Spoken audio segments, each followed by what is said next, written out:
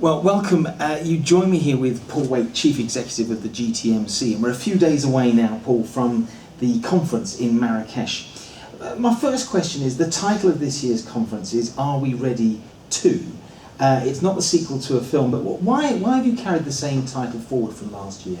Well, for a couple of reasons actually, David. One of the main messages from last year was that we're about to enter a 20-year period of economic growth, if we are to believe history. Now, of course, there'll be the usual, hiccups in that. But one of the clearest messages was a question to the delegates in relation to get ready to invest. Absolutely essential to invest in your business for the future. The only other choice was if you didn't invest, then be prepared to sell, because new entrants and competitors who have invested in their businesses are more likely to take, the higher ground. Now, a year is a very short space of time, so it's a journey that we've embarked upon. There's still, if you like, another 19 years of economic growth to go, you could argue. So really what we're trying to do here is just re-emphasise those particular points, but at the same time, focus on the significant importance of innovation, investment, and of course people.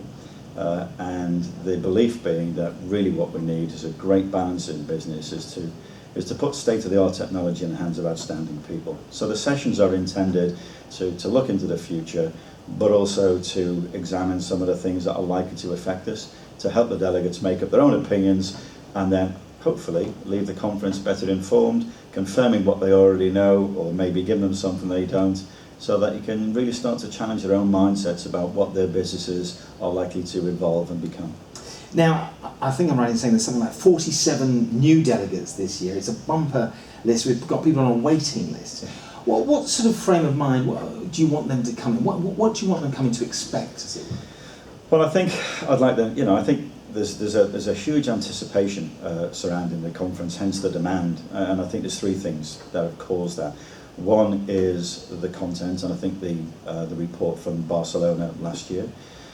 Two is the venue, and three, is the destination. So I think the combination of all those things has got people excited. So there's huge anticipation, and also I think confidence about the future with regards to the economy. So I think there'll be a fair bit of business going on at the same time.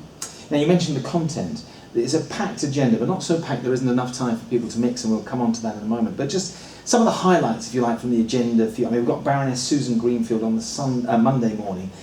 She's going to be outstanding. Yeah, I've seen Baroness Susan Greenfield speak before, and she's an outstanding presenter, but what she actually talks about is quite fascinating.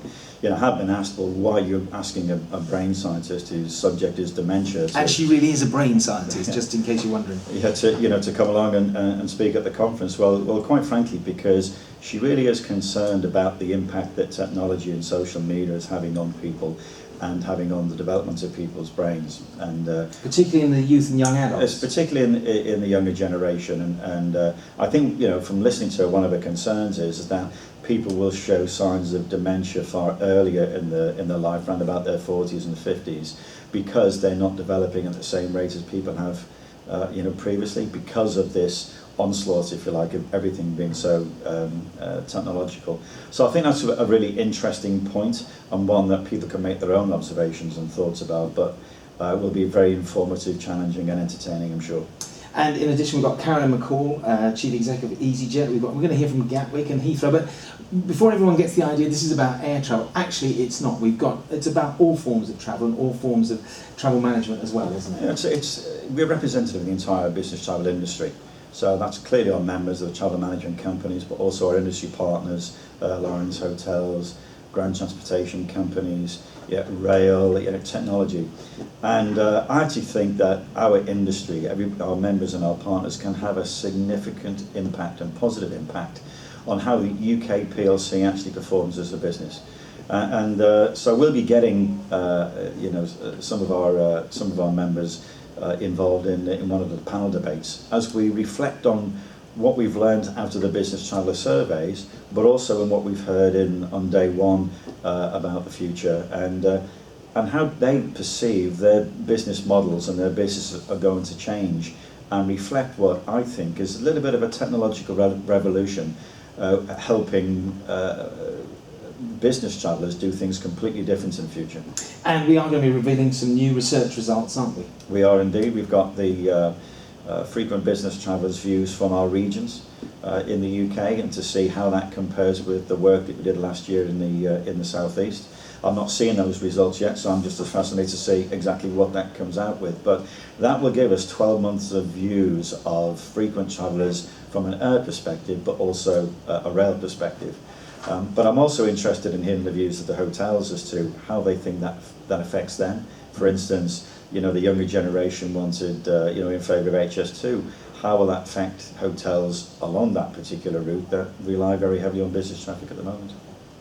One of the key things at any event such as this is networking and the opportunity. Now, I looked at the agenda and I calculated something in the region of about 9 hours of potential opportunity for networking. It's really very important, isn't it? Yeah, it is. And you know, there are, as you said, there's plenty of time to do that.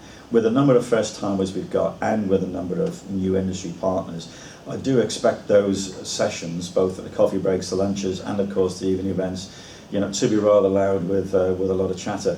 And I'm really confident that you know, there'll be a lot of business going on, as well as maintaining some new relationships and creating some new ones.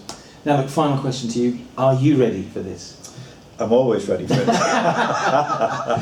I am very ready, and I just can't wait to get there now. Quite frankly, just get on with it. Brilliant. Well, look, we look forward to seeing you in Marrakech, and really take that opportunity to bring some questions with you and be open and ask as many questions as you can, and find out from the people who are there anything you want to know. Paul, I think I can't wait as well. I think Yeah, good. we'll have a bit of a laugh. Indeed we will. All right, good man.